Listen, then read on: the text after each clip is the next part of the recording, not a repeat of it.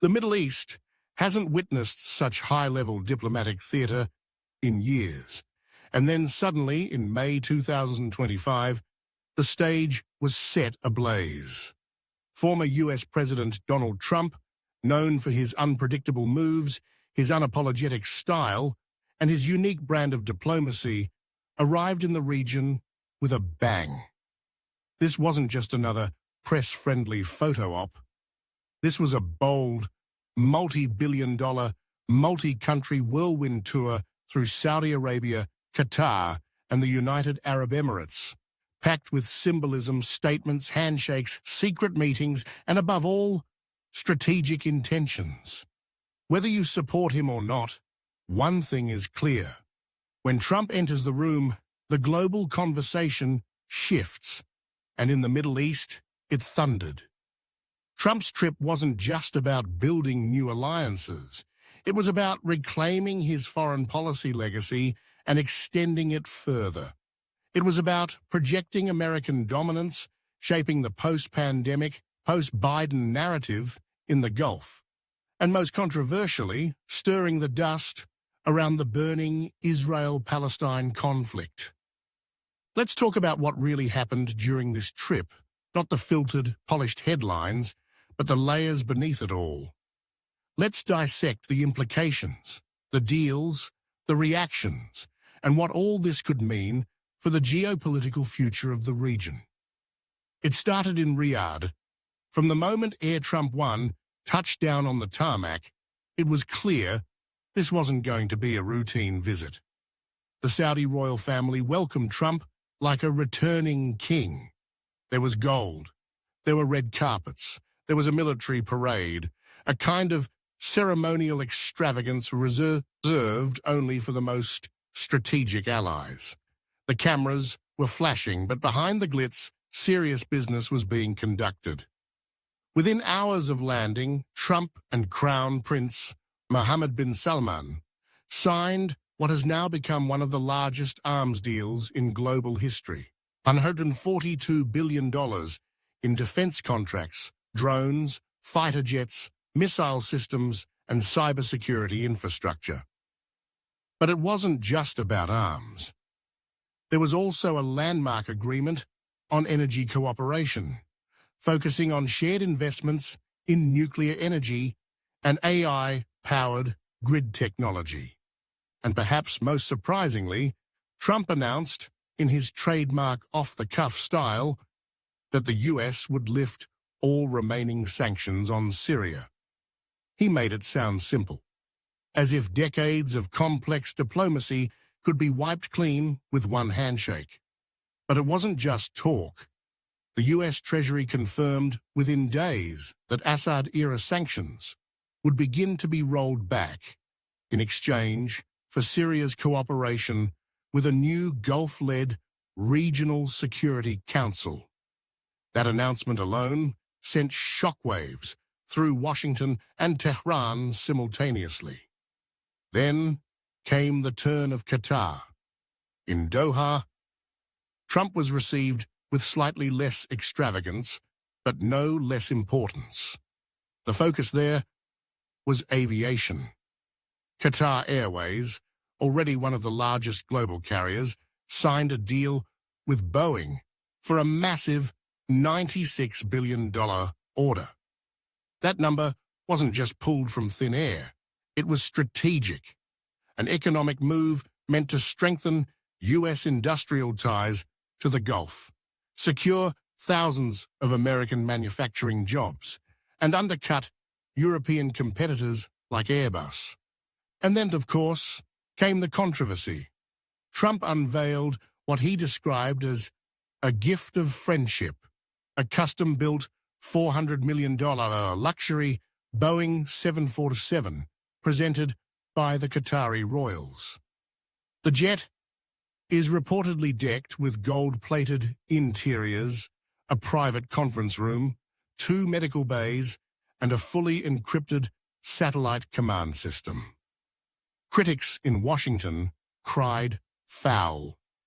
Questions were raised about foreign gifts, conflicts of interest, and campaign ethics. But Trump as always, shrugged off the criticism. He posted a video tour of the jet on Truth Social, calling it a symbol of peace and strength. The message was clear. He was back on the world stage, and he wasn't taking a back seat. And then came the UAE. In Abu Dhabi, Trump's final stop, the tone shifted to technology and investment. He was awarded the Order of Zayed, the country's highest civilian honor. In return, Trump secured promises of Emirati investment in American infrastructure, tech, and energy totaling nearly $1.4 trillion over the next 10 years. That's trillion, not billion.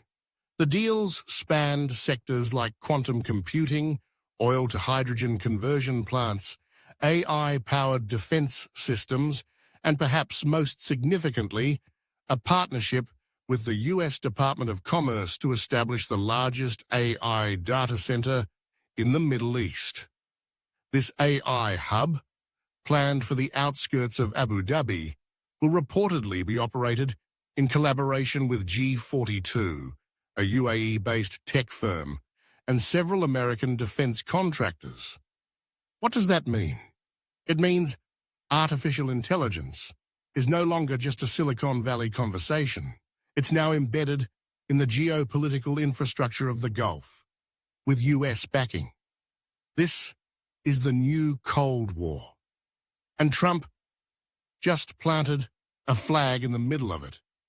But none of these monumental deals overshadowed the elephant in the room, the Israel-Palestine conflict. During the week of Trump's visit, Gaza was burning. Airstrikes had intensified. Dozens of civilians were killed.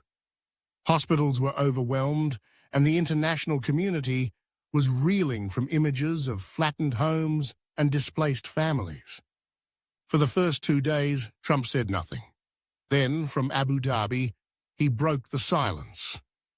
In a press conference filled with tension, he announced that he was in talks with Arab leaders about forming a Palestinian-led interim council to govern Gaza, one that would exclude Hamas and instead be supported by a UN-backed peacekeeping force.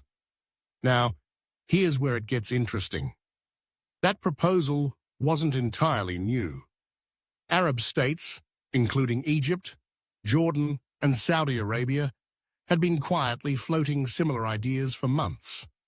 But with Trump giving it a loud public endorsement, the plan suddenly gained traction. The idea was simple in theory, complex in practice.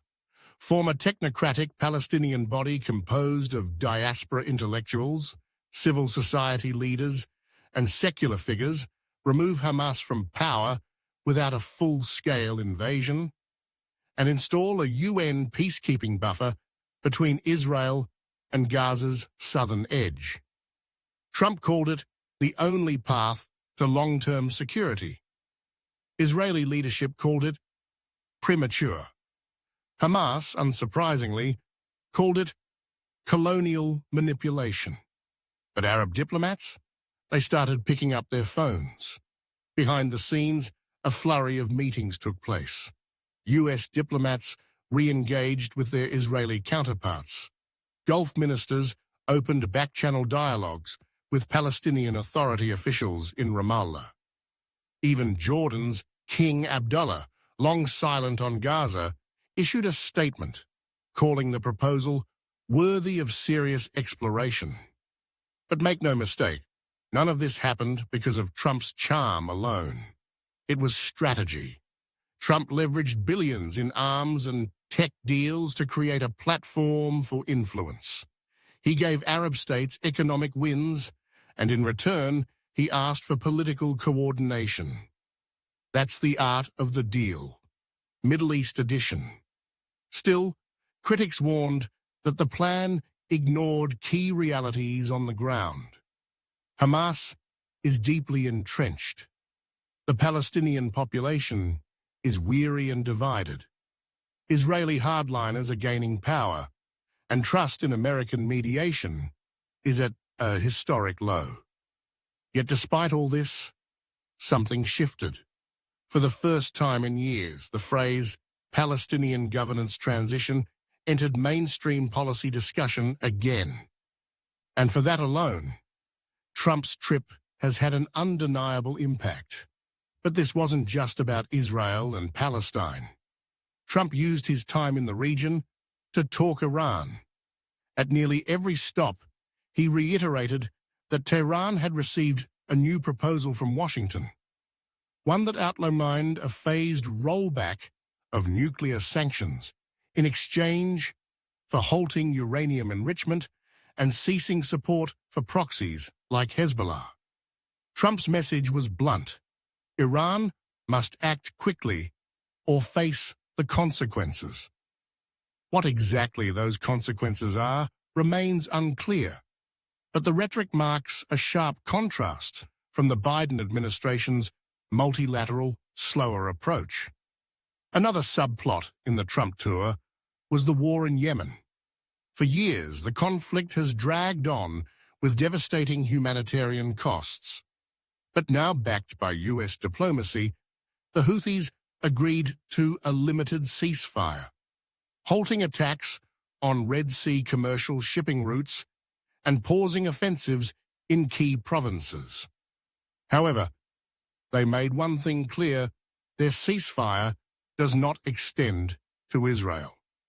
That small detail underscores a larger truth. While regional conflicts may come, the Israeli front remains volatile and symbolic. As Trump's jet departed Abu Dhabi for Washington, one thing was certain: the trip had left the Middle East changed. Not fixed, not healed, but shifted.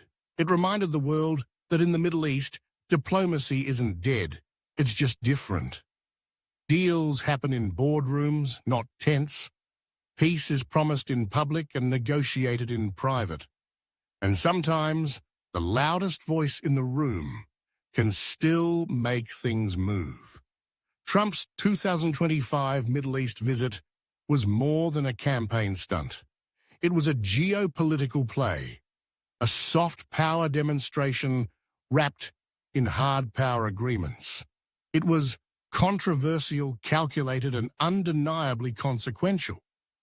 Whether this results in tangible peace or just another cycle of hope and heartbreak, time will tell. But what we know today is that after 4 days, 3 countries, 7 deals, and 1 very expensive private jet, Donald Trump reminded the world that the future of the Middle East is still being written, and he wants to hold the pen.